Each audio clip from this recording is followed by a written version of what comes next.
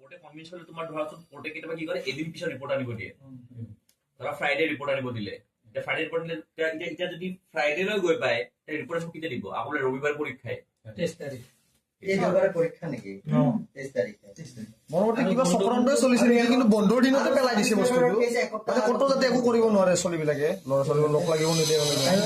ঠিক এপাৰ্টমেণ্ট যেতিয়া দিব সেনেকা কৰি দিব বন্ধ টাইমতে মানে পেলাই দিয়ে সেইকাৰণে মই কৈছিলো যে মানে যিমান পাৰে সোনকালে আহিব লাগিছিলে শনিবাৰৰ যদি আজি যদি আহি গ'ল হয় আমি বহুত সময় পাই গলো হয় কেছটো বনাবৰ কাৰণে ধৰ চানডে মই আজি ৰাতিৰ পৰা চানডেলৈ কালি বনাই দিলো হয় তাৰপিছত মানডে ধুনীয়াকৈ ফাইল কৰিলো হয় ৱেডনেছডে তোমাৰ ধৰা ধুনীয়াকৈ কেছটো উঠিলে হয় ৱেডনেছডে যদি কেছ উঠিলে হয় কোৰ্টে ধুনীয়াকৈ যদি কোৰ্টে কনভিন্স হ'ল হয় যদি এতিয়াতো মই ক'ব নোৱাৰো কোৰ্টে যদি কনভিন্স হ'ল হয় ধুনীয়াকৈ যদি ৰিপৰ্ট যদি দুদিন এমাৰ্জেঞ্চি মেটাৰত কেতিয়াবা দুদিন পিছতে ৰিপৰ্ট বিচাৰে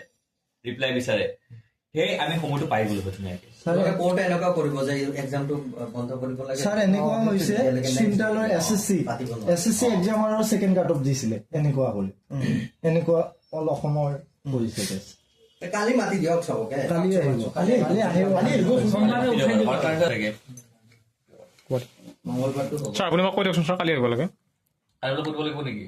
যিমান সোনকালে অহা যায় সিমান সোনকালে ভাল হয় সেইটোৱে কথা পিছত যাতে আমাৰ ৰিগ্ৰেট নহয় এটা লাইফত নহয় যে এদিনৰ কাৰণে কিবা এতিয়া যিহেতু এক্সামটো চানডে হয় চৰি ৰিজাল্টটো যিহেতু চানডে দিব এক্সামটো চানডে চৰি এক্সামটো যিহেতু চানডে সেইকাৰণে আমাৰ এই সপ্তাহৰ ভিতৰত আমি গোটেইখিনি কৰিব পাৰিলে ভাল আছিলে